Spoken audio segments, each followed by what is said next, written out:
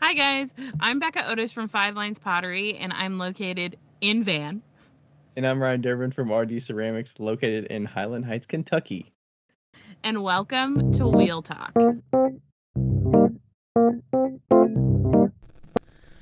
All right. Alrighty, Now I think we're good. now we're good. Well, hello. All good. Hello. You're in sunshiny Utah, or Arizona, I guess Arizona technically, but I'm technically in Arizona, but it might as well be Utah. How hot is it there today? oh, it's cold. It was like 70 yesterday. I think it's down to the mid 30s. Damn, it was 70 and now it's 30. Yeah, it's Yeah, there been was a big thunderstorm and like tornado watch and stuff overnight last night, so I think that, you yeah. get the really nice weather and then it just pours rain. So, Yeah. It's been like consistently 60 here, which has been real nice. okay. Yeah. Yeah, it was really nice. It was like, starting to get where I need to wear shorts when I'm walking to the post office or whatnot. Yeah. Sweating a little bit, but yeah, you get that taste of spring and then they're like, "Oh, nope, it's not. We're not there yet." Fall spring. Yeah. Yeah. It's our second spring Yeah. going into our third winter. Yes. Yeah. So what's new? What's going on? Let's see. Oh my God. Have you been in Utah for a bit? I've been in Utah for a bit. Yeah, I was in California and then I came back to Utah and I'm running out of money and so I'm like scrambling to figure out how to get money now. I'm very stressed. And that's kind of what's going on right now. Yeah. Was that mainly I want to say the van fund, but was that part of what that van fund allotment you were going toward, that goal was to carry you through, or is that was separate? No, that was separate. That was to like make sure that I had enough money to do different things in the van if I needed to. So like last week I reconfigured my bed. I used to have my bed on two tables in the back and it used to be like a pseudo queen. And last week Joe was like, well, you can use some of the wood to like make a new bed. And so I made a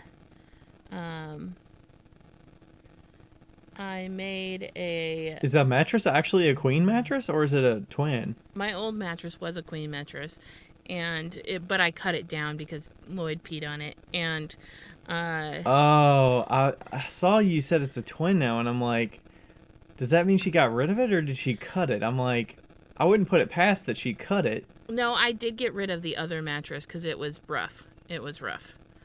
Like, Oh, okay. yeah, I threw that. It needed to be thrown in the trash. I mean, he peed on it multiple times. No, he It peed sounded like. well, he peed on it once, and that was not his fault. Or And did the other cats pee on it? no, but I have I always have like a waterproof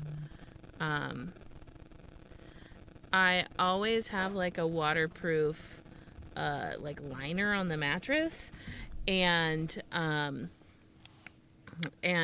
that waterproof liner, like, it broke, and of course he peed on the side that broke, and so it like got into the mattress, and so Yeah, because I'm guessing the mattress was just like a foam top kind of yeah.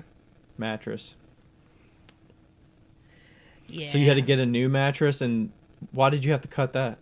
Because it just wouldn't fit in the spot you wanted, or you wanted it smaller? I needed it smaller because I really don't take up that much space, and I don't need that much space to sleep. And hold on. So I didn't need that much space to sleep, and it was nice to get like the tables out of the way, and so I could put way more stuff under it. The bed's way higher now, and then I can put way more stuff under the bed, and Yeah, you have a lofted bed, basically, and like back in college, yeah, or at least in my college dorm, we had a lofted bed. yes,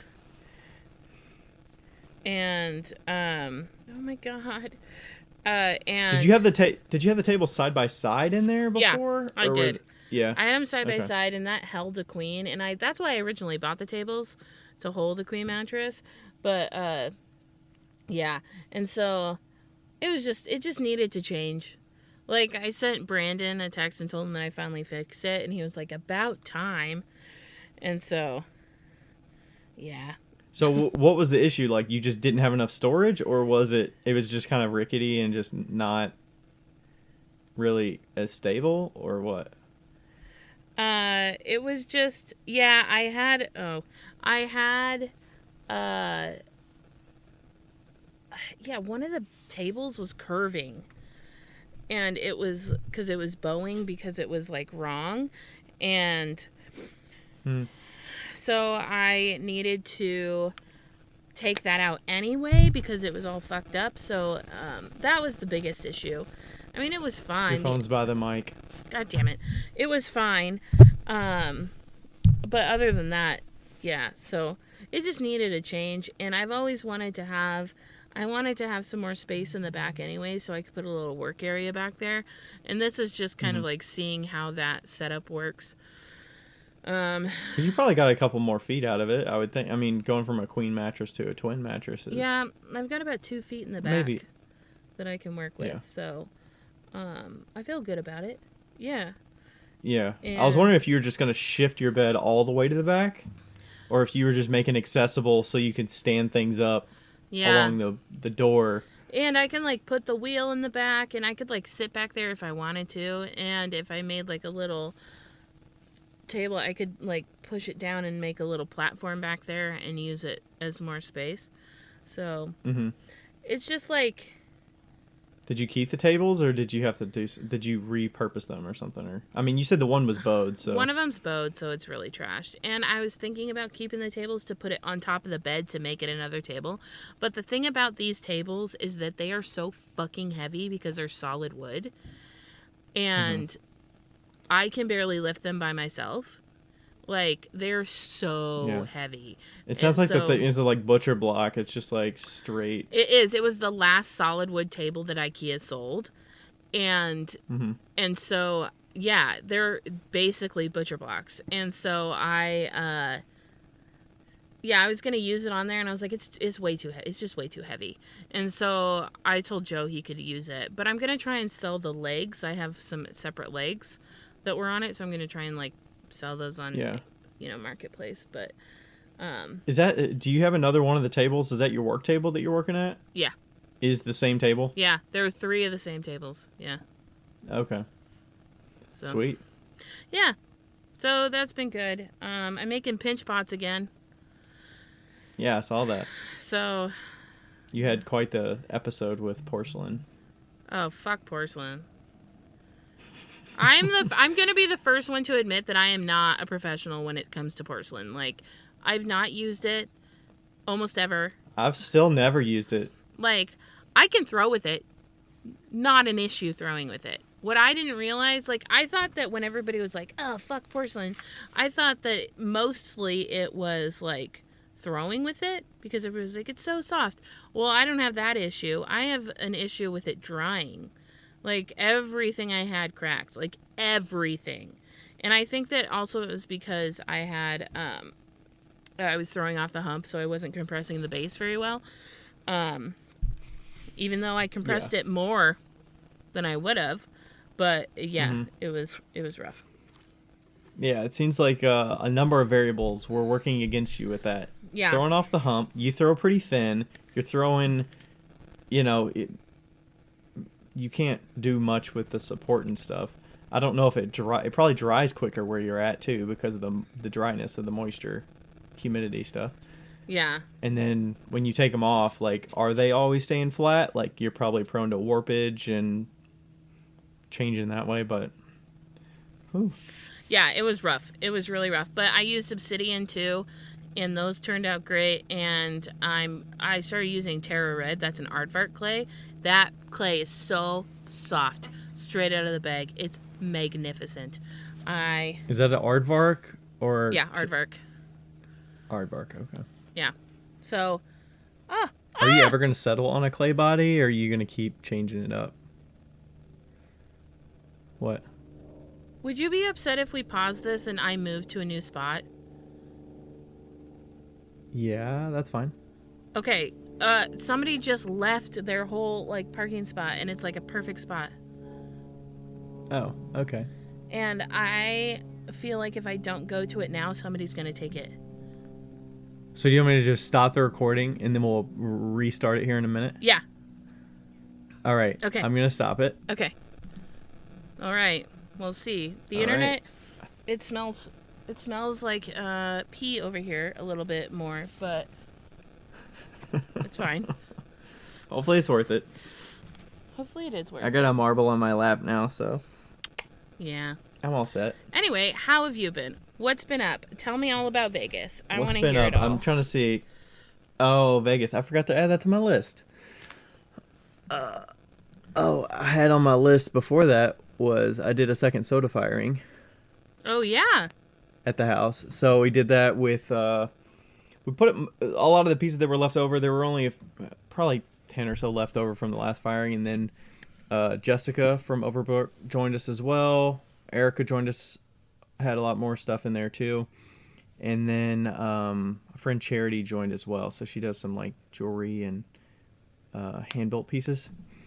So we did a second one. A little bit new learnings. That was like the first time I'd fired it myself. So I fired it really fast. The last time we did it was like 13 hours. This time was 7.5. So it was very fast. Wow. So I'm gonna have to adjust some of that for next time because you kind of lack a little bit of the soda like layering that you would normally get because we couldn't really let the soda burn off as long. And then the bottom was not to cone 5 either, so it was probably like cone 4, and then the middle and top were cone 5. Middle was cone 5, and then the top was cone 6.5. So it's like figuring out ways to get it consistent with the gas is tough. So Yeah. but we're figuring it out. So it's like slight adjustments each time, and then I got some good glaze tests in there. So I'm gonna try out some different glazes. I'm trying to think if I want to do just like a whole shelf of my pots with like a single glaze and just see what it looks like in different areas of the kiln and kind of go that route. Because I was thinking I would like the pieces that had a lot of the slip on it, like a sprayed on flashing slip. Mm-hmm. That's just supposed to be more of like an orangish color, and then you have the soda that attaches to it that's like a glaze. But I'm liking the glaze pieces better. It's a solid color glaze, but it can vary on the whole surface depending on what it's next to and how much reduction it gets and all that stuff. So it's there's a lot of variables, but still figuring it out. So we'll get another one of those here soon. Let's see what else. You said Vegas. Yeah, so Vegas was last weekend. Yeah. So we were planning that. Rachel wanted to go for Dita Von Teese show, which is a burlesque performer. If people know burlesque at all, they know who that is. So that was in downtown Vegas at one of the casinos. So we stayed downtown at the Flamingo, which was really nice, and it was right there on the strip, like kind of catty corner to the Bellagio, sort of. So right by the fountain and all that. So it was a short trip. We were there 2 days, I think. We got there early morning on I think it was 2 days. So not too long. And then, we had, the main thing was just going to the show. So everything pretty much went fine with going to the show. I felt like everything else around it was like we kept striking out of just random things and I don't know how people do this, how they go without a plan to do anything and they just like wing it, because we like quote unquote like wung it or whatever and didn't plan ahead. We didn't do reservations. We winged it. And it was stupid stuff. It was like you try to go to some bar and it's closed, or we went to we were trying to go to a bar at one of the casinos, but The one thing is like if you look it up on Google for a bar and it's inside a casino, like good luck finding the fucking place. If it's not obvious, good luck finding it because they're so massive, you can't find anything in there if it's not on some signage somewhere. And so we were looking around, and the one of them was like it's kind of like a speakeasy or bar, so it wasn't obvious how to get to it. And there's so many businesses in the casinos. I understand that they can't have every single business on a sign, Yeah. but it's like trying to find stuff like that is terrible. We tried to go after the show on Thursday, which got done at like 10:30, and then we were Rachel was in her heels, so she was walking. She was like, "Okay, I can do it." And then we started walking, and then we get almost there, and she's like dead. Her feet are like dead from walking in them. And then we're like, it turns out we were steps away from where the bar entrance was, but we didn't like know it. Oh no. And then we tried to come back the next day and go to it, and then it turned out that they had a private event, and they were like, "Oh, we'll be back at, you can come back around 7:30 and stop by and it'll be over. You can come that then." And then we were like, "Okay, that's fine," but we had to go to a comedy show, so and then we walked over to one of the other hotels, which was on the same strip, like not on the strip, but it was on the same street as where the Flamingo was, but it was like a 20-minute walk. So we walked to that hotel or to the casino to go to the comedy show. We get there at like 6:40. The thing starts at 7. I'm like, it's bound to have tickets. Like, I didn't know any of the names of the people. Turned out there was one ticket left, and the person in front of us was like gonna buy it, so there was no tickets. And so the thing was, I was looking the night before at the comedy show. I was like, okay, like we're planning the thing for the Dita Von Tees, and we don't have any plans for the next day. Let's go to the comedy show because I wanted to do something like that. And she was like, that's fine. I looked up tickets, and they were like $22 a seat, so it's $44. And then after fees and everything, it was like $70. And I was like, I don't want to pay all those in fees. Let's just get it when we get to the hotel. Like, there's no way it's gonna be sold out. And it was sold out. Nice. So we were like, okay, and we were leaving that night. We were leaving at midnight so we had from, 7:00. We were like, okay, well, we just walked 20 minutes. I mean, luckily the weather was fine. It wasn't like unbearable or cold or rain or anything like that. So, but just walking and tired and like, okay, we got to get back to the airport at some point. So like, we just gambled. I gambled $30.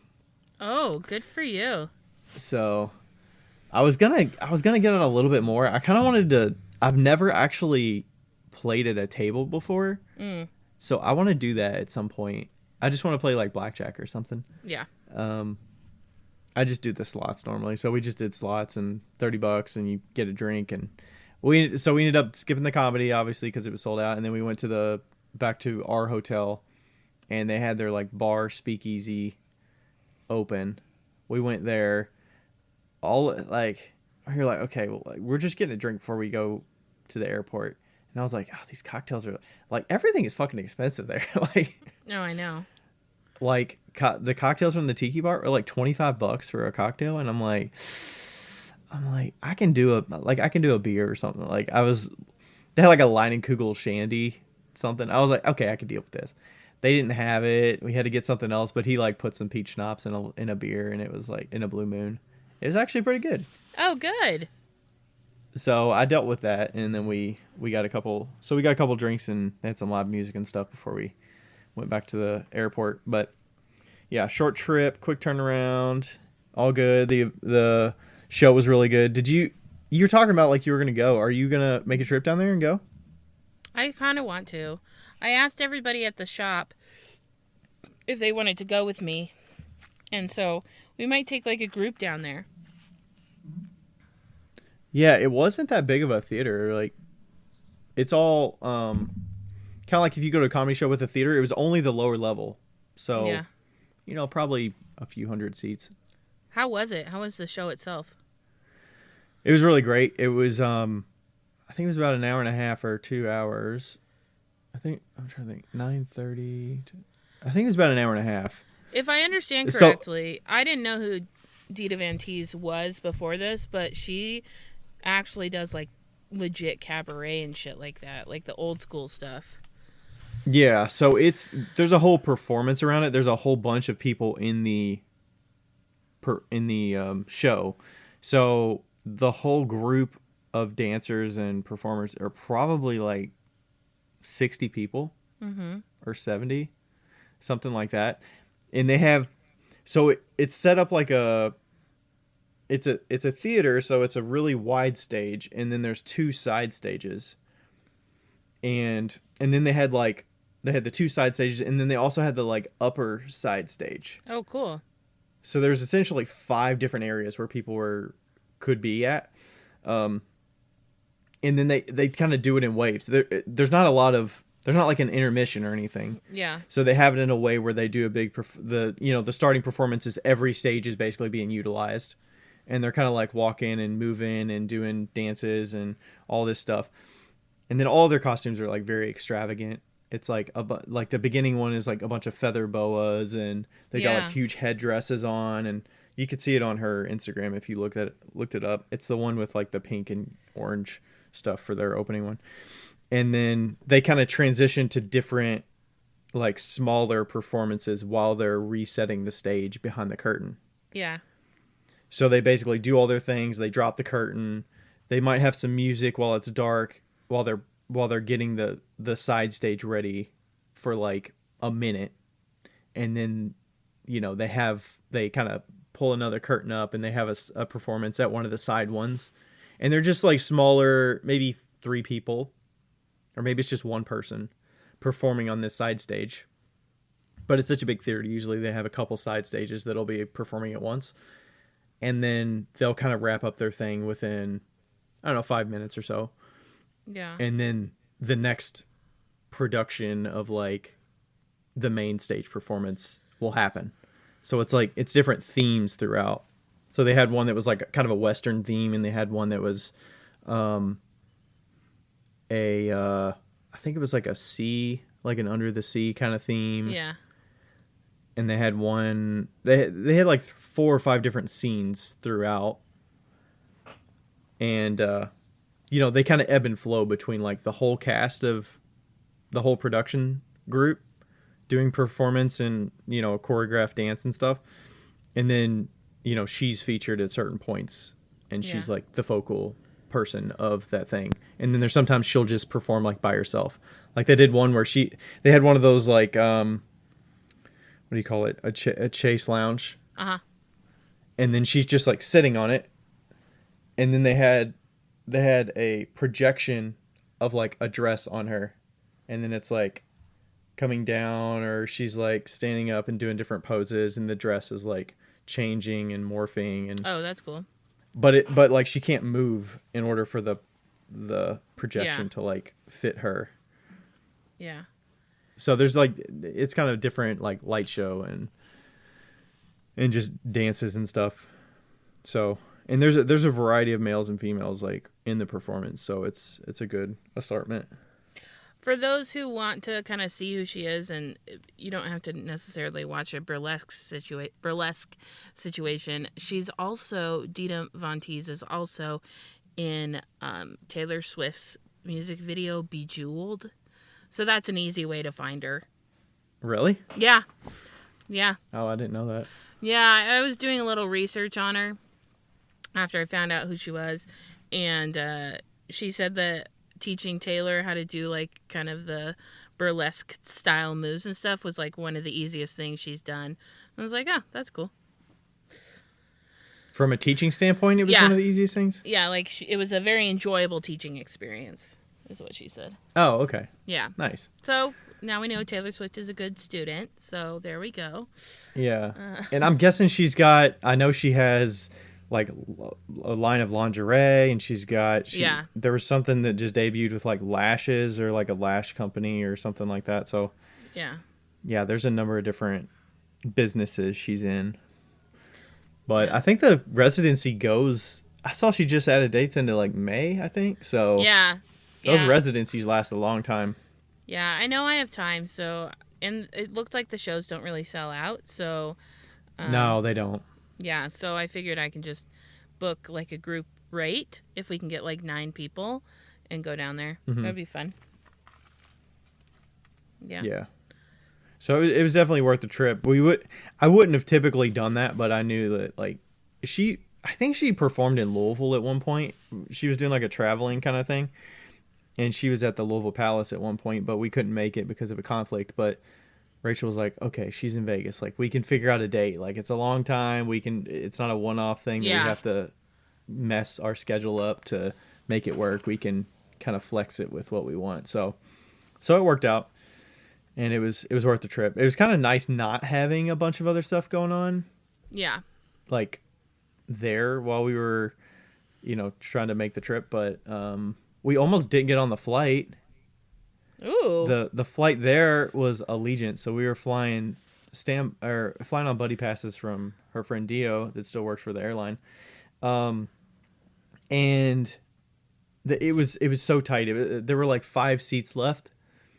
But there was some conversation with the pilots about, okay, we're not going to allow any standbys or like non-rev people to fly on the fly that didn't already pay for tickets because of the weight restrictions. Mm-hmm. Like there were some weight concerns. I don't know if it was like extra fuel or something like that because of flying to Vegas. But so there was a chance we weren't going to get on. And then we basically were waiting there until they made sure that a couple people didn't show up that actually paid for tickets.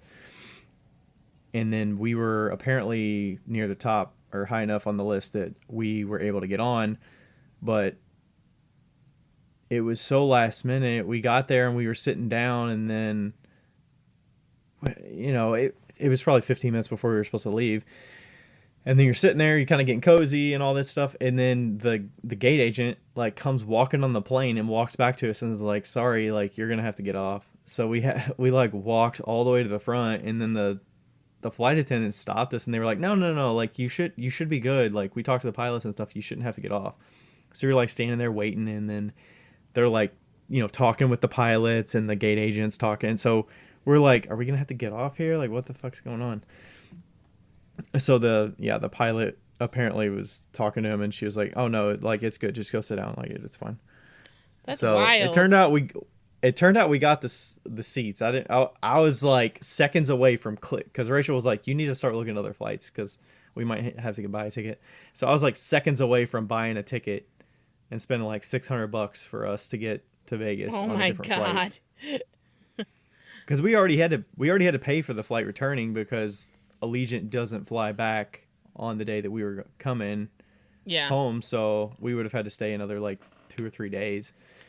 But yeah, so we made it. I mean, we got there at 9 a.m, so we had a full fucking day. It was the one where we like got up at 5 or 4. I think we got up at 5 a.m, East Coast, and then we didn't go to sleep until midnight or 1 o'clock Pacific time. Yeah. So it was like almost 24 hours of being up. Yeah. It was pretty exhausting. But we didn't have, after going to the show, we didn't have anything to do after that. So yeah. Like we slept in and didn't get up until like 11 the next day. So that was pretty nice. For sure. Oh my gosh. But yep. That's what happened recently. Well, we should probably continue to our first question, but first, we should probably talk about Speedball. Yeah. Is this going to be released before NCECA or after?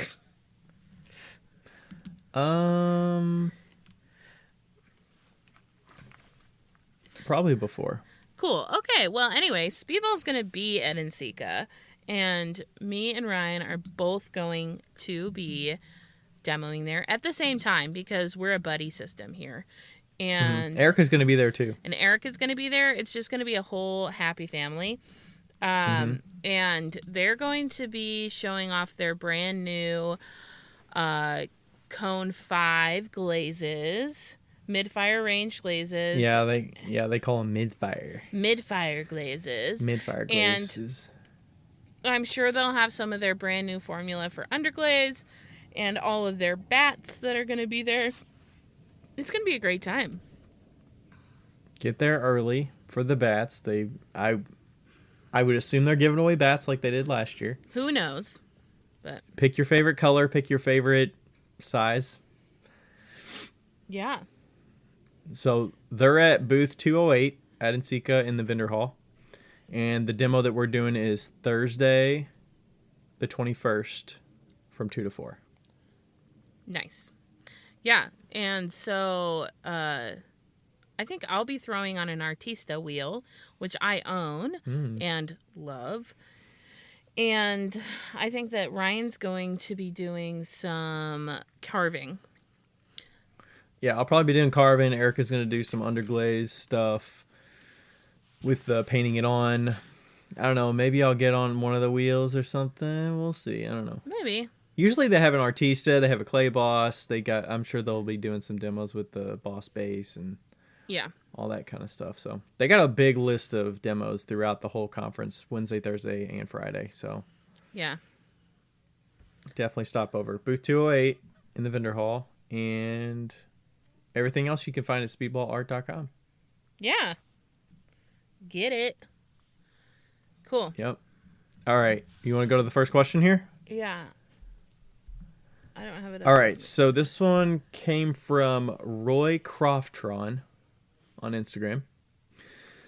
I have been trying to get a little more consistency in my drying. Currently, I have a rack that is taped up with plastic, but occasionally still have some cracking issues that are due to parts drying faster than others. My question is, what is an optimal humidity level for drying and or temperature? I don't think we know the optimal humidity level. I think it really depends. Yeah, I think I think the clay body probably has a big role here too. I was trying to see where Roy Croftron is located. Yeah. I will say that we're in Utah. I'm in Utah, and it's like 25% humidity here. And if you want anything to like survive without super cracking, you basically have to put it into a covered box, and then they usually put some sort of a bowl with water in it to help it stay like hydrated in there. He's in New York, close to Buffalo, so pretty northern. Okay, so Buffalo, New York, I think has like a lower like humidity level than like near the water. It should, because of science. But yeah, I think that also, I mean, like, there's a lot of things that come into cracking issues. Like, are you using porcelain? Because apparently porcelain just cracks. And, you know, are you, well, it's 27 degrees in Buffalo right now with a humidity of 63%, which is a pretty high humidity. And that's cold AF. And so I would imagine drying times in Buffalo right now are long, and it takes a while for things to dry. But I would say, I think if anything, taking longer to dry is going to be better than being in Utah and having it dry so quick. Yeah, and I mean, like, if you make a damp box like Ryan has made, I think you've got, like, tutorials on that somewhere. Right? The damp boxes? Yeah. I think a damp box is going to be better for your cracking situation than a shelf. Yeah, I think, you know, I don't know if it's obvious for most people, but the thickness of the plastic has a big has a lot to do with it. You know, you can't just use a grocery bag that's thin as fuck and expect that it's gonna capture moisture and hold that pot's moisture without drying out too quick. The same as a dry cleaning bag or a like thick, like the bags that I get my packing peanuts in, or you know, any of those plastics that are different thicknesses. And you could probably get some different thickness plastic or having a sheet or something like that. Um, and a damp box is essentially the same thing. The thickness of the plastic is essentially doing the exact same thing. You're just basically freezing it in time. So anytime I'm making, I would guess cracking and stuff, he's talking about mugs or things like that. Um, Anytime I make them, I would, if I was more cautious, I would put them in a damp box right after I handle them. But I pretty much always will cover them in plastic for at least 24 hours before letting them dry completely. Um, you could also be getting cracking because your clay body is not the same as your handle that you're putting on it. Like if the body is too dry and you're trying to attach something that's wetter to it, and you just think slipping and scoring and putting slip in there is enough moisture to keep it from cracking, like that's not enough. If the handle's got a longer way to go to dry, the body's going to dry, and then the handle is going to be behind it, and it's not going to dry at the same consistency. So, um, if I'm worried about it when I'm putting handles on, I do this often. I'll dunk the pot in water and let it kind of absorb that moisture before attaching anything. I'll pretty much do that on most of my mugs and things before I'm ready and able to put the handle on, because I've had cracking around the handles and stuff. Um, I mean, that could be a big reason. Like if you're just taking mugs and the only way you're preventing them from drying is by throwing it plastic over them for a day or 2 days, like they're naturally going to dry, and you're not going to be able to catch up if you're putting a fresh handle on it from the bag, or a pulled handle. Yeah. You kind of got to let them be to the same moisture level. So even if I'm throwing a mug, I'll like thumb off the bottom, and then I'll put them in a damp box immediately. I'm not usually handling them right after I throw them, or working on the timeline of taking a mug and just leaving it under plastic until I'm ready, because the plastic is not enough for me. In the winter, it's a lot faster, so keep a lookout. During the summer, it's very very slow to dry. If I throw a whole bunch of mugs or spoon rests or anything, I get done at midnight, I can leave them completely uncovered until the next day after I'm done working at 5 during the summer, and they're just now ready to be popped off the bat. Right. But at this time of year, I throw something, I got to cover it up the next morning. Right, and that might be the complete opposite in Buffalo. Like the difference between, like, they have really high humidity in the middle of the country in the summer, but also I think that, like, it matters what you're setting your pieces onto. Like, you have a rack right now that's taped up with plastic.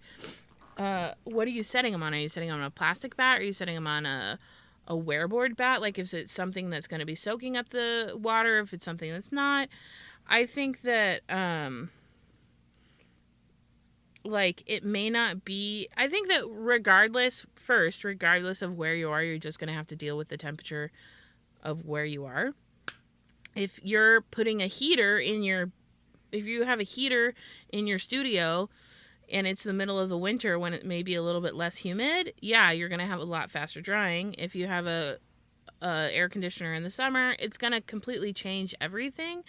But the only way that you can have a very consistent drying situation is having a damp box like you have, I feel. Yeah. And just, like, taping a rack is not going to do that. Like, it will help, obviously, but if you want something consistent year-round, I think a damp box and something a little bit more thick and permanent might be best. Yeah, it's one other thing that I've noticed.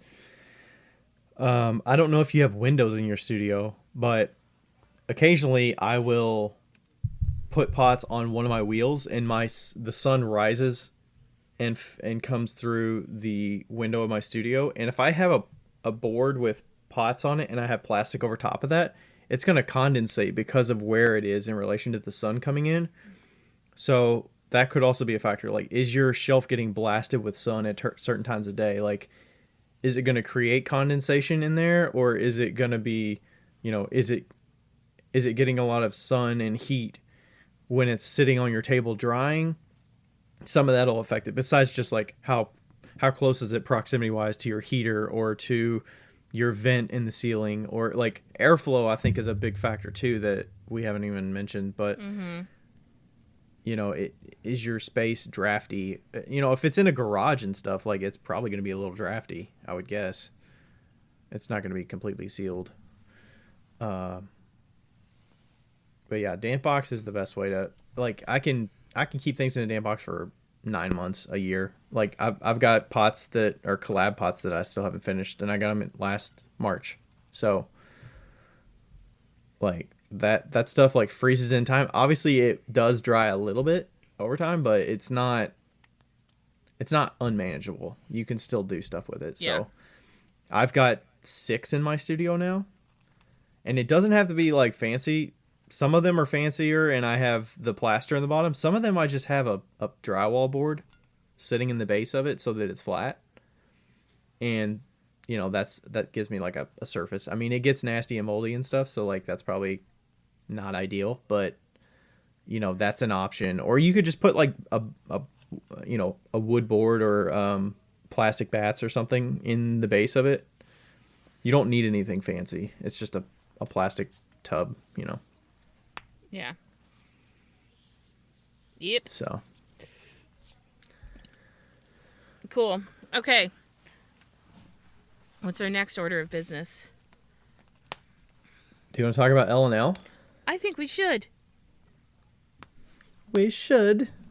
All right. So L&L is also going to be at NCECA this year. They're giving away a small kiln, the 3 cubic foot kiln that they have. So make sure if you are at NCECA, make sure you are going to their booth, signing up for their giveaway, and also look at your other kilns. I don't think we've heard if they've sold the 2 kilns that they are going to have for sale there yet. But they have. Yeah, I didn't hear yet either. They have 2 kilns that they also will need to sell, and it's going to be at a show price, which is probably the best price you're going to get. So, what are those kilns, Ryan? The kilns are the E23T, which is their most popular kiln. That's a 7 cubic foot, 6.7, but basically 7. Cone 10. That's the one that I have. That's the one I got from NCECA last year. And then the other one is the EQ2827, which they consider a production kiln. It's a 10 cubic foot kiln. Yeah. And all 3 of them are Cone 10 kilns, so you can get up all the way to Cone 10 with those. And they got the Genesis controller, which is awesome. And yeah, they'll have all of them on display at NCECA. And then you can, if you want to, what should they do if they want to get access to one? If you want to get access to one, you can email us at wheeltalkpodcast@gmail.com, and we will forward you to the peeps over at L&L to talk to them. And if you want to look at those kilns before you email them, you're more than welcome to go to hotkilns.com for pictures and what they look like and specs. Yep. I was trying to find if they had the vendor hall layout, because I couldn't remember what their booth number is, but I don't know that they told us what their booth number is. But you'll find them. It'll be a nice size space in the vendor hall. So. Yeah. Yep. All right. Do you want me to ask the question, since it actually pertains to you mostly? Oh, sure. For the topic. Alrighty. Next question and topic of the day is from Lilly Bisons from Tulip Tree Tales on Instagram. It reads, I still love listening to the podcast and hearing about Becca's van life. I'm not sure how to phrase this as a question, but what do you think of mobile studios? I have researched this somewhat and have seen a few examples of teardrop camper studios, food truck studios, parked on a small plot of land, teaching studios in a bus or van, etc. I already really hate dragging all of my stuff to shows in a small size SUV, and I'm only a baby potter. I'm super jealous of the flower lady who has a cute tiny truck at the farmer's market to sell from. People love her setup. I also haul all of my stuff back and forth to teach kids classes. Becca, have you ever worked out of your van selling/teaching? Would a mobile studio be a good idea as a business investment versus a brick and mortar shop when you can't teach at home? Do you know any potters with mobile studios? Maybe a mobile studio would come with its own costs and restrictions. Would appreciate any insight you might have on mobile studios. Lilly. There's a lot there. There's a lot there. Thanks, Lilly. Yeah, thanks. That was a good question.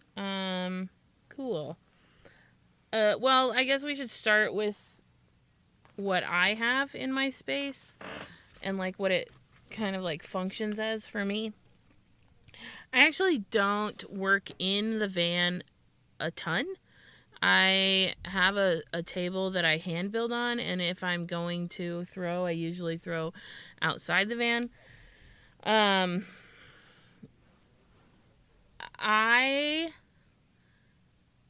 have complicated feelings about mobile studios, mostly because clay already sucks. Like when you're rolling it on a regular cart, like I can't even imagine it in a mobile cart, like something that's driving. I think if you were gonna have a mobile studio, like if you were gonna have a mobile setup for like the farmer's market or something like that, you're going to be setting up just as much as you would if you were going to take out a tent. I think that the thought of it having less work involved is not realistic. You know, like you're still going to have to pack up your shit and put it in a box and then take it out and take it out of the box. Yeah, because I would suspect space is still at a premium, even though you're in a larger space than a small SUV. It's like you still need X amount of space to do what you're going to do, especially if there's a wheel involved. It looks like she throws on the wheel. She also does some hand building, it looks like. So yeah, I think. And if it matters, she's in Norcross, Georgia. Okay, I think that like working in the space is one thing as opposed to like traveling to people and working with them in a different space. Like if you're traveling to somebody, you're going to be taking out tables. You're going to be okay, Lloyd's on top of the van. They probably wouldn't be working in the van. Right. I think, right? I don't unless think it's so. like unless it's like a school bus or something. Yeah, if it was a school bus, you could potentially work inside. I think the cleanliness is an issue.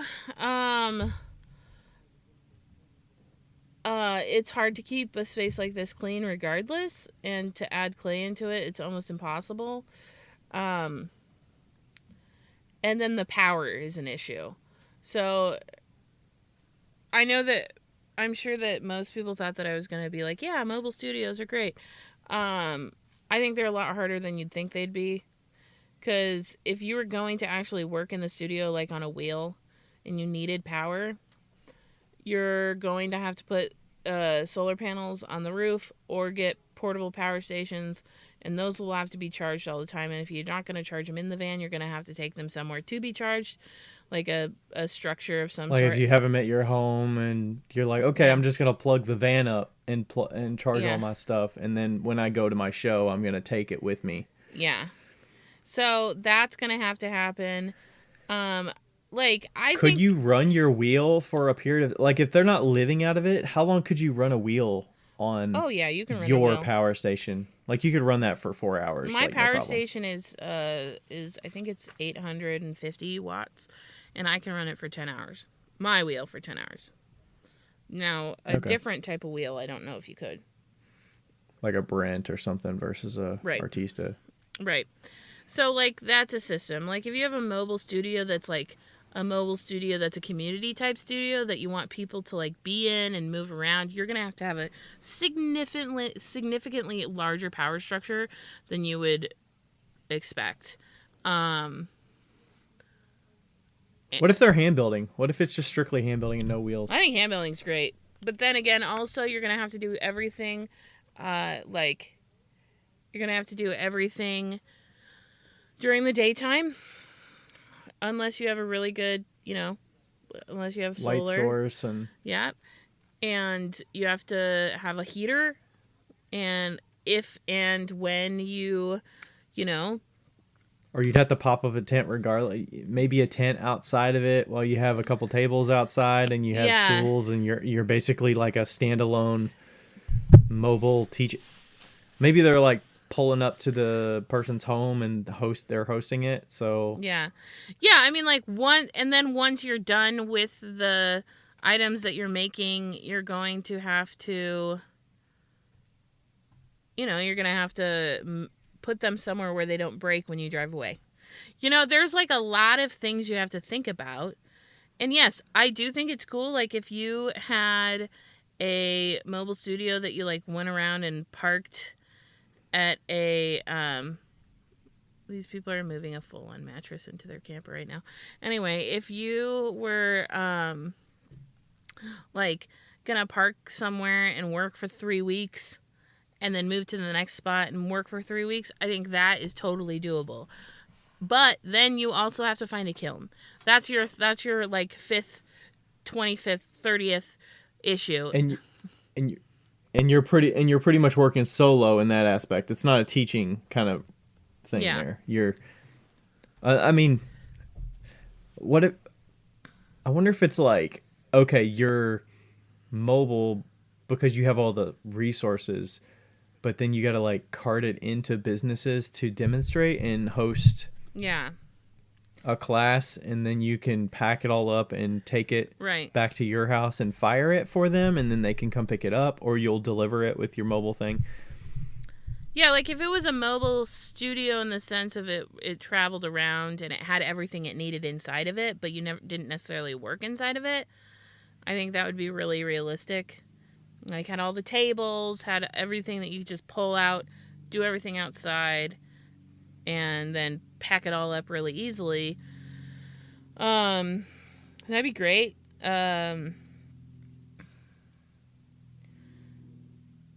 Yeah, but then you have to go back home and put it in a kiln, Mm-hmm.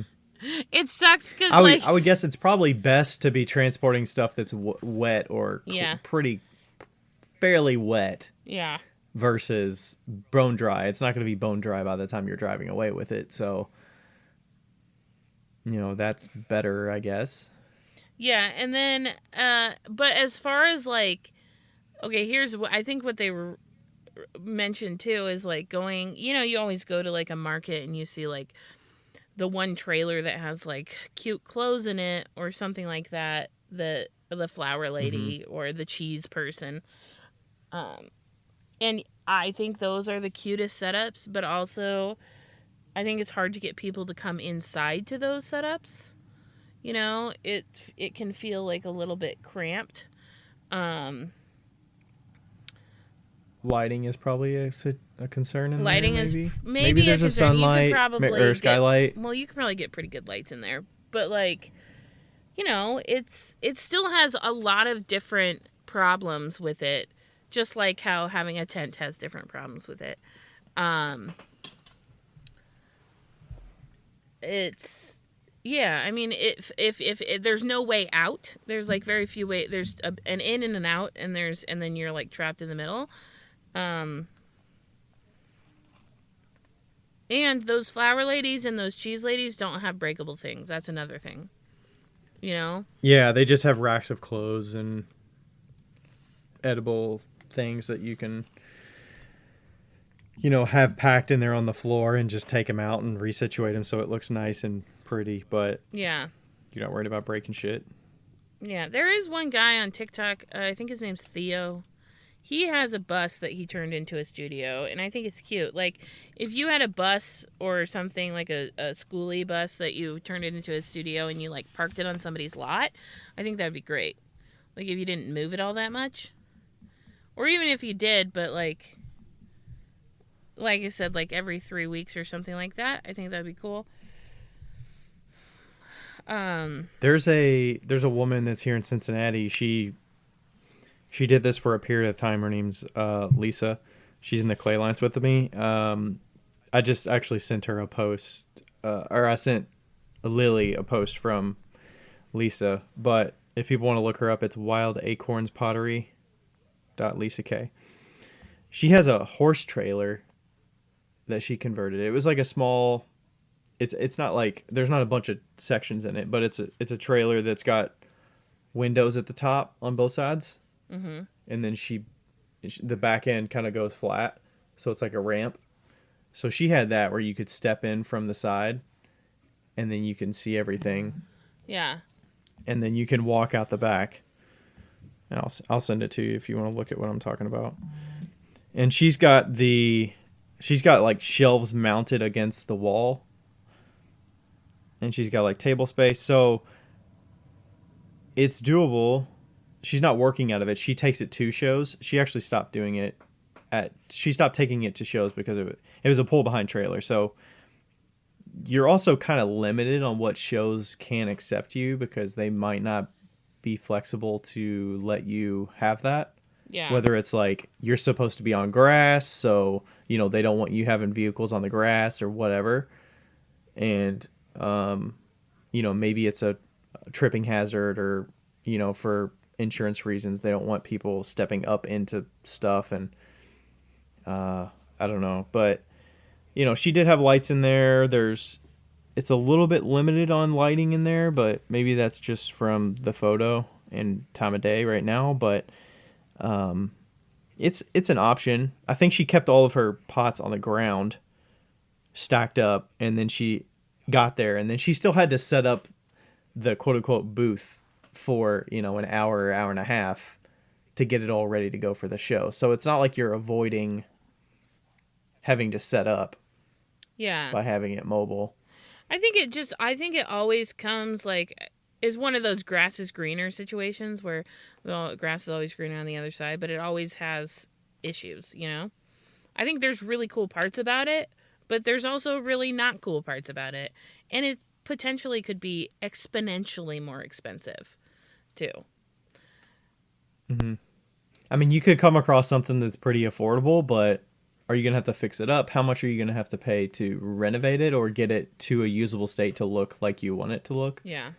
And also be functional for what you need, cuz there's many different ways. I've seen the tulip trucks, and there's a couple shows I went to where there's an old, like a vintage truck, like a 50s or 60s truck, and they come in and they have the sidewalls, and it's got like the roof on the top, and then they pull the sidewalls up, and then there's like flowers in the bed, and it looks super easy because they just store all the flowers in there, and then they just open the sidewalls and open the trunk part. Totally. And it's all accessible, but they don't have to do anything. They have it in like buckets that are already set in there.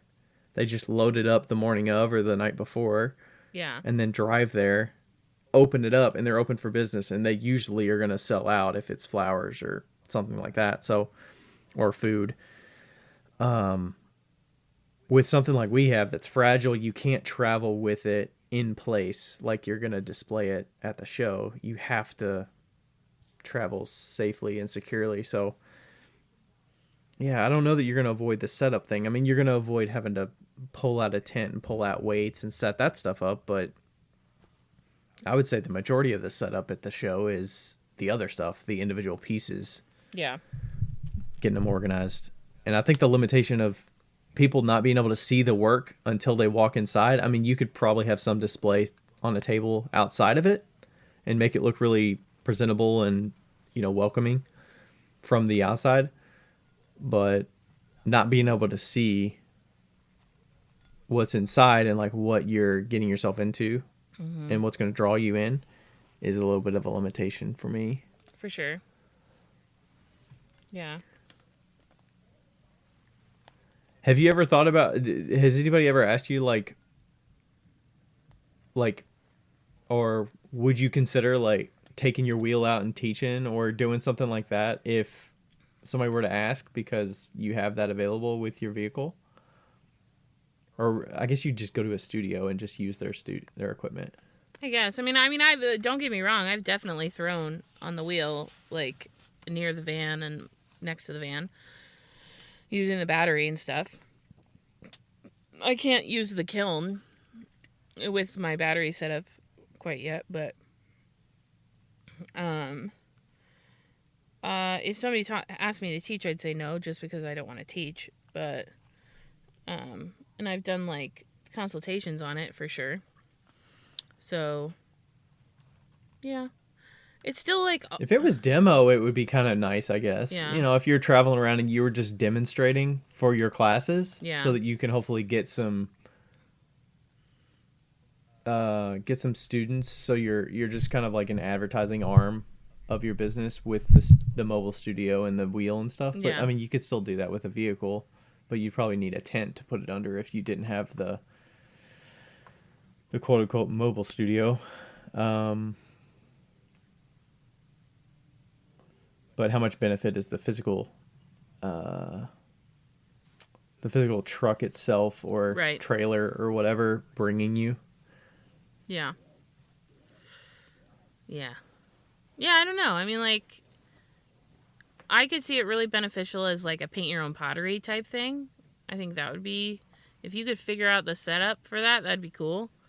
Like a Oh yeah, mobile paint your own pottery type thing. I just think because that the bisqueware can just sit in bins or something, right? I Right. mean that can knock against each other. It's not going to break. Yeah, I mean, like when you're transporting it to a place. Yeah, I mean, it's not gonna break as much probably, but then I think about like throwing and stuff. You have to have water. You have to be able to clean up. 5-gallon buckets are fine for the most part until you don't have any water anymore. You know, gosh, there's just a lot. I didn't think about the water until you just said that. Well, and that's the thing though. Like, you don't really think about that until you're in it, right? Like, I have 2 gallons of water all the time. If I want a third, if I want more water, then I need to, like, I have to have a 5-gallon bucket, which I will, or like one of those water jugs, which I will. But do you just have a 5-gallon? Do you have like a spare 5-gallon bucket with a spigot on it so you can use it for throwing water if you wanted, or no, that's just cumbersome? But I'm gonna get I have a little spigot for one of those jugs, and I accidentally left my jug at the Beals house. But yeah, so that's You're talking about those huge jugs with the yeah. The, and now that I have more room in the sort of. now that I have more room in the back, I can put it in the back. You know. Mm-hmm. But yeah, so there's like always something. There's always something. And then let's say you want to make it super mobile, then you have to get a cassette toilet, because if you just go to a random spot without a bathroom and you're teaching classes or whatever and they don't have a bathroom, you have to have a bathroom, like. And would you want other people using that? Right. And then it's like, what, it's just would they want to use it? Okay, just go in the vehicle and shut the door. Maybe I'm thinking too far into this as far as a studio is concerned, like a mobile studio. But like those are just all the things that I think about, especially being in a van for the last year and a half. Like, there's just so much stuff that you don't even think about. And then, like, if you had a mobile studio in a van or whatever like that, and you made it work, or let's say it was in a trailer that was parked on the lot in your house, you'd probably still have to have some sort of a, like, packing station, shipping station in your house if you ship things out or something like that, because, like, there's just so much that you have to do. It seems like they'd only use it for the teaching aspect or the... Yeah. I'm trying to see. If I was only using it for the teaching aspect, and you're doing like hand building and stuff, I think it'd be much easier just to take a tent. And I also haul all my stuff back and forth to teach kid classes. Becca, have you ever worked out of your vans selling/teaching? Yeah. So. I mean, Yeah, they didn't really mention shows. I don't If think. I you mean, wanted a she really mentioned good, seeing other. yeah, if you were hauling your Oh, shit like back and forth to teach like kids classes and stuff, you know what I would recommend? What I would recommend is to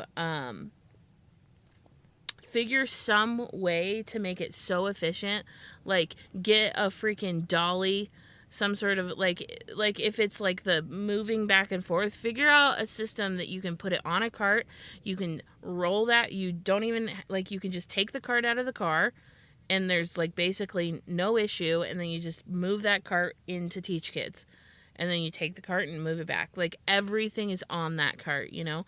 Like if it was, mm-hmm. I was just thinking about a cart that's like what are those things that EMTs use that like the wheels go down and you pull it out? Oh, yeah. Like something where you just pull it out, it's good to go, boom, you know? Or it's like a bin that is like, you know, that's all you need and you just take it out and move it. I think that's what I would do. I do think that having a van with like a work van is great. Like having everything you need in the van like a work van, but that those don't always look great too. Yeah. I mean, it is nice if you have a vehicle like that you can just leave everything in also. Yeah, for Because I would sure. guess if it's a small SUV, you're probably using that for a personal vehicle. Yeah, if I would if you're having issues like hauling shit back and forth from a show and it's your all-time vehicle where you have to load it up every time you go to a show, I would rather buy a $2,000 van or like the cheapest fucking van you can get and always have that loaded, you know? So you don't have to load it every time and like park it, or a trailer that has all your stuff in it and always have it loaded. You know, like that's a good that's a good compromise, I feel like. Yeah, it looks like she does some shows. Yeah, she's got a manageable amount of stuff. I mean, this is from November of 2022. And she's got like, a couple tables with, I don't know, a couple hundred pieces maybe. Listen, I still Maybe take. not I have a even that. van that has. I have a van, and I still take all of my fucking show shit out of my van every time I go to a show. You know, like. Yeah, and you're a little more limited. Like your cart needs to be collapsible and it's got to be Yeah. manageable so that you can. Clay class. Oh, you can actually see, and here I'm gonna send it to you. You can see her loaded up for one of her clay. Is it clay class for kids? She's got a table, two of the totes with stuff in it. She's got like a little tool kit, and then a dolly. It looks like, so, and a tape, kind of a wooden surface. Yeah, I don't know that. I mean, maybe you could have a way that the totes are easily stackable, and you get a better cart, so it's easy to bungee all that stuff together. Yeah. So. And you could put the tool thing inside of one of the other bins. I can't see that cart, but Milwaukee, it's a Milwaukee cart, I know that for sure, but Milwaukee also makes a cart that you can like fold totally flat, but then also fold it out so you can roll it behind you. It's not just a dolly. I was going to get one of those recently. But yeah, it's definitely, oh, hey, that, I'm just looking at that Wild Acorns Pottery, the setup situation for her shows and stuff. That's cool. See, yeah, that looks like it works great. See, so I think that I just think of it as in a van too, where a van doesn't have flat walls and it doesn't have, like, it's not straight walls, and it's a little bit more limiting in space. But yeah, I think that hardcore organization is really the key, and really like figuring out what you actually need, and like really minimizing your things, Yeah, I would guess for kids classes, like tools, having a lot of tools is probably not really that much of a necessity. Yeah. Yeah, for sure. And then some of the underglazes or, I don't know, stroking coats. You might not need that many. What about, she asked, would a mobile studio be a good idea as a business investment versus a brick and mortar shop when you can't teach at home? What do you think about from a business standpoint, from not having to pay rent for a brick and mortar and expecting people to come to you? You'd have to have a really, really good community reach because you're always mobile, you know? I think you'd have, I don't know the answer to this question. Well, I mean, it seems like the vehicle thing would be a pay it and done. Yeah. I mean, you might need to pay to maintain it a little bit, or I don't know what kind of vehicle it is. Maybe there's taxes or whatever on the vehicle, but it's not like it's not like a brick and mortar where you're paying rent for something and you have to deal with landlords and all that right. stuff. Like if you had a trailer like but that. But you do have to pay. Oh, go on. You do have to pay for the situation of batteries and lights and water situation. Like you got to get yourself to a state where it's stable. Yeah. So that you have the resources you need. Yeah. But if it's for kids classes, I feel like that could be done with just having the right size vehicle. True. I think that if you had let's say that you bought a horse trailer and you took it around for kids classes and the horse trailer is big enough for the kids to come in and sit down. Okay. So they were either facing the wall or there was a table in the middle. I think that would be great. I think it would be nice and fun and you could pull up and everybody could do that stuff. I think that once it's I think there's going to be a lot more setup than you would think there would be and teardown involved every single time you drive somewhere and a replenishing of goods in the van, in the trailer that you're going to need. But I like the idea. I just logistically it seems just as much work, And because where are you going exactly? If there's a bunch of kids, are you going to? I don't know what she's doing now. If she's going to people's homes, right, for the clay camp thing, and she's just bringing her stuff inside their home, right, or onto their patio or their right. driveway or garage or whatever, and setting up a mobile station that way. Yeah, because you don't really need that much table space and stuff, and they can provide chairs, but.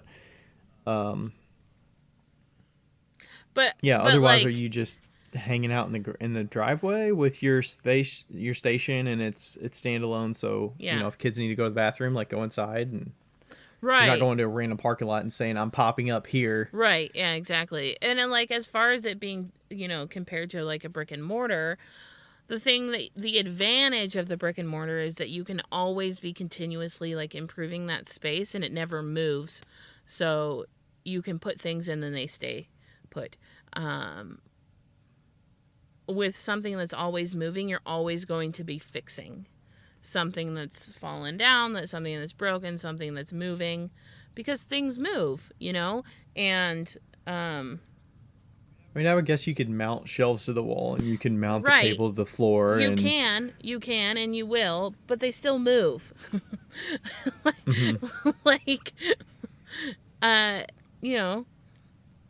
I've had a shelf in my door, and I've had to fix it 5 times. They still move, and so everything kind of shifts. So, is it easier? I don't think so. Would it be cool? Sure. How much do you think it would cost to get a thing like that? Get something and get it to a state where it's at least manageable. If you had no power, no power in it, you're just doing hand building, you could do it for, not including, I don't know how much it would be to buy a trailer, but if you bought a trailer and assuming you had a vehicle that could pull the trailer, 3,000. Yeah, I was thinking 5,000, but 5, I don't know how much trailers cost. Oh, that was without the trailer. Oh.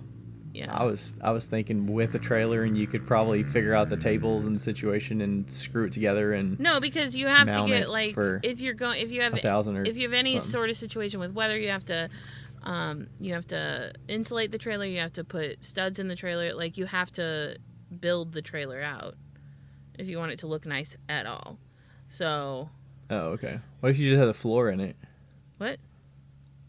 What if you just had a floor in it? Like the insulation is, well, I guess it depends. I mean, she's in Georgia, so I don't know. I mean, assuming that it's sealed, is that a wrong assumption to think that it's sealed and not gonna leak if it's raining?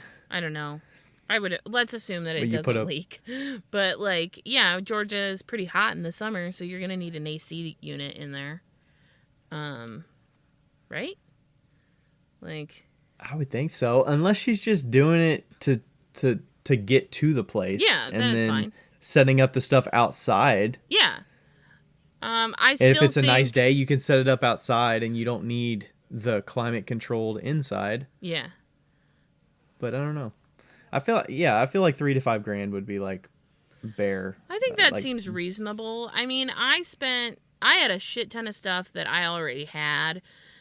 And I did not set up a studio. I obviously set up like a living space, but I've probably put in 3 to 4 grand into the van, but the floors are subflooring. I don't have walls. It's just insulation. There's like only 2 studs going through it, and everything has kind of like, been free or I took it from my apartment. So, I've spent probably $1,000 just on the solar panels, the roof rack, the fan. power station. Power station was $1,200. Other power station was $500. Solar panels for the secondary power station was $200. Yeah, power stations and solar panels add up. They add up, and I don't have a ton of power. I mean, I have enough for me for sure. Yeah, I was guessing they wouldn't have to use too much. Yeah, just the wood and just the bare yeah. bones just to have lights. I was assuming. I wasn't assuming like, an AC unit, because that's gonna significantly increase your the power bank you need and solar panels and stuff. The insulation, the studs, and the flooring for me was probably just about $1,000.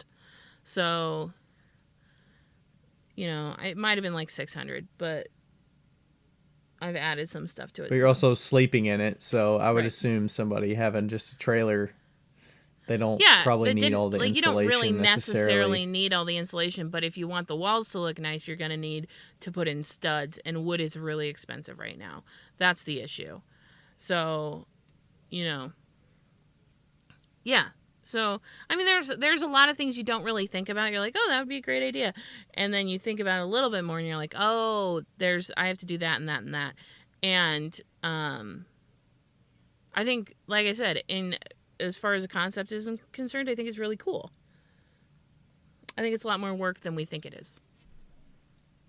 Mm-hmm. And do you have the tools and the skills, or also you have to have the drive. Yeah, also you have to have the drive to do it, which I certainly don't. So, yeah. Yeah, you were under kind of a time crunch. You kind of had to make it work with the seasons approaching, and also it was bare bones, and you had to fill it. So you got to do that before you fill it. So yeah, exactly. So it was like, for me, it was more like, okay, we got 2 weeks to get this shit done. I'm gonna be in somewhat winter climates, and yep, like that's it. So yeah. But I can definitely picture the concept of like what it could look like, and I would, ideally it would be something that you could pull behind your existing vehicle. Yeah. Even that I'm like iffy on, because I don't know how to pull a trailer. I've never pulled a trailer. Like, I would be nervous having to back that thing up. I don't know how to do that, so that would stress me out. If it's not that bad. I think that if you were to ask, like, if you were to give me the choice between having a really good setup in a tent and pulling a trailer that looks really amazing into like a show, I would choose the tent. Because oh yeah, definitely for a show. It sounded like she was leaning more toward teaching, but yeah, but like as far as like if you were thinking about it for a tent, like at a show, I would choose the tent every time. yeah. Unless you were in And like I don't know fucking how much Wyoming where everything blows away. But like yeah. yeah, I feel like from my perspective, walking a show, the oddity of seeing a trailer with work inside it would throw me off. Versus, I do go to like the West Side Market and they have fashion kind of businesses that are in food truck type of situations, and it's like, okay, I know what to expect in there. But if it's pot, it's just the oddity of, okay, this isn't a tent, so like, what do I do with this? Yeah. Sort of like that confusion of, okay, do I, what's inside there? I can't really see. I'd rather see it from a tent so I know what I'm looking at, because you feel a little more committed walking inside of something like that versus a tent. P.S. I have 9% on my computer, so if we could, Yeah, we'll wrap up here in a minute. There's a friend of mine that's local here that they do a lot of shows, and they actually have an old ice cream truck that they go to and from the shows. That's cool. It's pretty I'll cool. tell you what, if I was going to go to a show and I had a ton of shit, I want a bread truck. A bread truck. A bread truck. Those are the fucking coolest trucks. Like, just to put all your shit into. And also, like, all the guys that I used to vend with that were, like, lifetime vendors, they built out their vans to hold all the things that they need. So it's like everything had a place, Mm-hmm. That made tear up and set down. It's kind of like the ice cream truck. Yeah, like, it made tearing down and setting up so much easier. So, yeah. Yeah, their inside of their truck is just bare bones, but they've got bins that are all the same bins. They stack the pieces in there, and the bins stack, and they have the bungees and stuff to hold them in place in the truck. But I'm like, I see them at a show, and I'm like, I need this. Do you have this? And they're like, yeah, just go in the truck and get it. Yeah, it's unlocked or whatever. Go get what you need. And it doesn't have branding or anything on the outside. It's just a white old ice cream truck. Yeah, that's the shit, man. I really wanted to get a bread truck instead of a van, but my friend was like, Becca, aren't you going to take this into a mountain sometime? And I'm like, probably. Yeah. Yeah, I would guess your tires and suspension and everything is probably a little more ready than a bread truck. Yeah. Would be. Yeah. Plus, it would probably be pretty fucking old. I'm sorry to be the bearer of bad news on this one. I feel like I started talking and I was like, damn it, my pessimistic side is coming out. But also I think it's... But you went through this stuff, so you can talk about what the actual costs are. I also think it's good to things. like get this perspective though too. Because it is the grass is greener type of situation, so yeah. Yeah. All right. Well, cool. Thanks, Lilly, for the question. Yeah, that was great. That was good a good luck. question. Keep us updated. Yeah. Keep us updated if you're working toward it, or if you stumble upon something. I mean, definitely keep a lookout. It doesn't hurt to look. And I mean, document it if you do it. So. Oh yeah, tons of people are going to be so fascinated with it if you were to document that. Mm-hmm. Before, after, during. Yeah. Here's how I tackled this. Yeah. Cool. All right. Thanks, everybody, for listening. Thank you. See you later. Bye. Bye. Hey, everybody. Thanks for listening to another episode of Wheel Talk. This podcast is made possible through the contributions of all of our listeners who always ask us great questions, leave us reviews, and contact with us through social media. Thanks to all the fellow makers as well who take time to be interviewed and share about their lives and businesses. And thank you to Ashley from Boldover Ceramics and Lindy from Lindy Garner Ceramics for their assistance on the Whale Talk Podcast Instagram. You are invaluable. Thank you to everybody.